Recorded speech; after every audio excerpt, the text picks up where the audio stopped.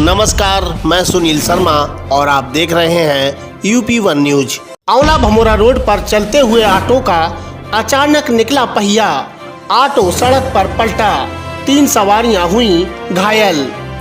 आंवला के गांव बिलौरी के समीप चलते हुए एक ऑटो का पहिया निकलने से ऑटो सड़क पर ही पलट गया। ऑटो में बैठी सवारियां घायल हो गईं। चालक मौके से फरार हो गया। मौके पर पहुंची पुलिस ने घायलों को उपचार के लिए अस्पताल भेजकर ऑटो कब्जे में ले लिया है। पुलिस ने बताया कि अजय और उसकी पत्नी पूनम निवासी बरेली और गुड्डो देवी निवासी गिरधरपुर घायल हुए हैं। अलीगंज पुलिस ने 48 लाख की अफीम के साथ एक व्यक्ति को किया गिरफ्तार, मुकदमा दर्ज कर भेजा जेल। पुलिस ने अलीगंज सिरौली मार्ग के गिरधरपुर गांव की मोड़ पर चेकिंग के दौरान एक बाइक पर सवार 2 लोगों को रोक लिया। पीछे बैठे व्यक्ति को उतारकर पूछताछ के दौरान बाइक चालक बाइक लेकर फरार हो गया। बाइक के पीछे बैठे व्यक्ति को बोरी समेत पुलिस ने दबोच लिया। एसआई देवेंद्र सिंह ने बताया कि पकड़े गए व्यक्ति ने अपना नाम बिमल पुत्र बालक राम, भागने वाले का नाम राम बहादुर पुत्र प्रेमपाल निवासी कुंडरिया फैजुल्लापुर थाना अलीगंज बताया है। पुलिस के अनुसार बोरी में 4-4 किलो की 4 पॉलीथीन निकली, जिनमें अफीम थी। पुलिस ने बताया कि पकड़ी गई 16 किलोग्राम अफीम की कीमत अंतर्राष्ट्रीय बाजार में करीब 48 लाख रुपए आंकी गई है। पुलिस ने आरोपी के खिलाफ मुकदमा दर्ज कर उसे जेल भेजा है और भागने वाले की तलाश में जुट गई है।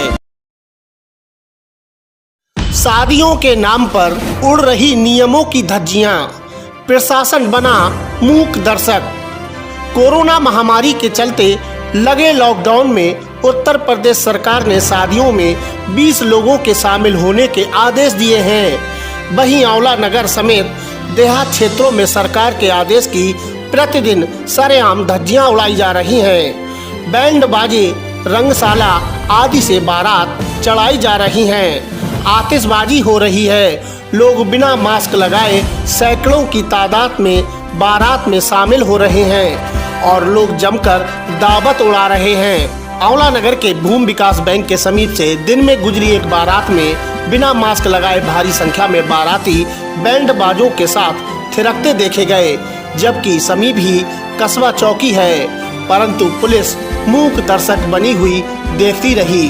भले ही वर्तमान में कोरोना का ग्राफ घट रहा है, यदि इसी प्रकार के हाल रहे तो हम इस कोरोना से निजात कैसे पा सकेंगे। कोरोना महामारी से मौत हो जाने पर सरकार की ओर से मृतक आश्रितों को राहत राशि प्रदान की गई। रामनगर ब्लॉक के गांव लक्ष्मीपुर निवासी राम सिंह और रामनगर निवासी श्रीपाल सिंह की कोरोना बीमारी की वजह से मौत हो गई थी। इसी क्रम में रामनगर ब्लॉक कार्यालय पर आंवला विधायक धर्मपाल सिंह ने मृतकों के परिवार के आकाश और धनदेई को 5-5 हजार रुपए की सहायता राशि प्रदान की। इस मौके पर एडीओ पंचायत करण सिंह आदि लोग मौजूद रहे। दहेज लोभियों ने विवाहिता के साथ की मारपीट, पुलिस से की गई शिकायत।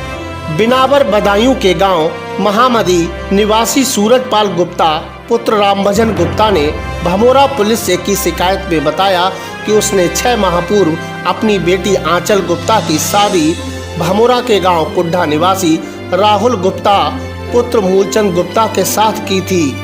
शादी में दिए गए दहेज से ससुराली खुश नहीं हुए और बेटी से 50 हजार रुपए की नकदी और एक बाइक लाने का दबाव बनाने लगे। बेटी द्वारा असमर्थता जताने पर उक्त लोगों ने बेटी के साथ मारपीट की।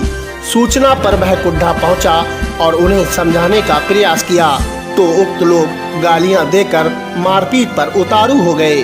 पीड़ित पिता ने पति सास ससुर के खिलाफ पुलिस से शिकायत कर कार्यवाही की मांग की है। मैं आंचल गुप्ता हूँ, ससुराल कुड्ढा की मामदी की रहने वाली हूँ। पति मुझे तंग करते हैं, मारते रहते हैं, घर से निकाल दिया और दहेज मांगते रहते हैं कि ये लिया वो लिया। अलीगंज पुलिस ने पौनिया के साथ एक व्यक्ति को किया गिरफ्तार, मुकदमा दर्ज कर भेजा जेल।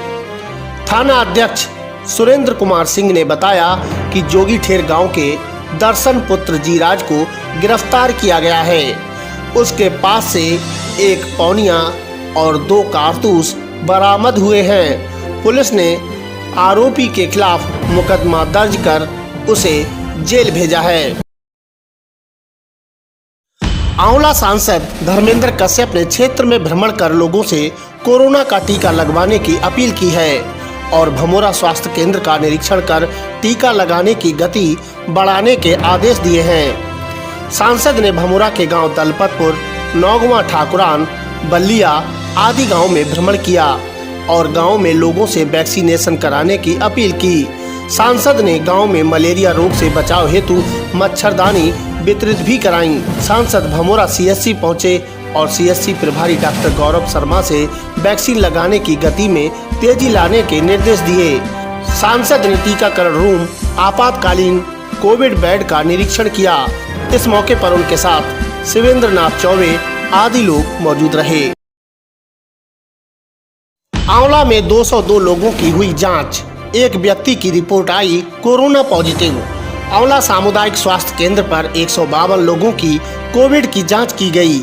जांच में लठैता मोहल्ले के एक व्यक्ति की रिपोर्ट कोरोना पॉजिटिव आई है। डॉक्टर इंतजार हुसैन ने बताया कि पॉजिटिव व्यक्ति को होम आइसोलेशन में रहने की सलाह दी गई है। वहीं स्वास्थ्य विभाग की ओर से आंवला नगर के मोहल्ला घेर सिताब राय में 50 लोगों की कोविड की जांच की गई और 29 लोगों को दवाएं वितरित की गईं। बैंक के कस्टमर केयर पर बात करने के बाद खाते से कटे 50,000, पुलिस से की गई शिकायत। बिसारतगंज के गांव जलालनगर निवासी मुश्ताक हुसैन ने पुलिस से शिकायत कर बताया कि वह दिल्ली में सिलाई का काम करता है और उसका दिल्ली की ही एक बैंक में खाता है। वह नेट बैंकिंग का प्रयोग करता है। लॉकडाउन में गांव में आने पर नेट बैंकिंग कार्य में दिक्कत होने पर उसने बैंक के कस्टमर केयर पर कॉल की, परंतु कॉल कट जाने की वजह से बात नहीं हो सकी। उसने आरोप लगाया कि 15 मिनट बाद उसके नंबर पर एक कॉल आई जिसमें नेट बैंकिंग के बारे में पूछा गया। उसने अपनी समस्या बताई। कॉल करने वाले ने एक लिंक भेजकर उससे ओके करने को कहा। ओके करते ही उसके खाते से 50,000 रुपए कट गए। पीड़ित ने पुलिस से शिकायत कर कार्यवाही की मांग की है। रुपयों के लेन देन को लेकर एक ही परिवार के 2 पक्ष आपस में भिड़ गए। मारपीट और पथराव में 3 लोग घायल हो गए। बिसारतगंज के गांव बेहटा बुजुर्ग निवासी नाजिस पत्नी बूरा अब्बासी ने पुलिस से शिकायत कर बताया कि उसके भतीजे ने उससे 40,000 रुपए उधार लिए थे। उक्त उधार के रुपए देने से आनाकानी करने पर सोमवार को उसने अपने भतीजे से रुपए मांगे। इस बात पर वह भड़क गया। महिला ने आरोप लगाया कि वह अपने परिवार के साथ उसके घर में घुस आया और मारपीट कर पथराव करने लगा। मारपीट में 3 लोग घायल हो गए। थाना अध्यक्ष ब्रज किशोर मिश्रा ने बताया कि भूरा अब्बासी और आसिफ दोनों के खिलाफ कार्यवाही की गई है। बुखार से युवती की मौत, परिवार में मचा कोहराम। आंवला तहसील क्षेत्र के अधिकांश गांवों में बुखार का प्रकोप चल रहा है। नींद से जागा स्वास्थ्य विभाग जांच कर दवाएं वितरित करने का काम करने लगा है। बुखार ने एक 12वीं की छात्रा की जान ले ली। भमोरा के गांव सिरोही निवासी तेजपाल कश्यप ने बताया कि उसकी 17 वर्षीय बेटी ईश्वरवती इंटर की छात्रा थी। सोमवार की सुबह उसे अचानक बुखार आया। गांव में दिखाने के बावजूद कोई सुधार नहीं हुआ। दोपहर के समय उसकी मौत हो गई।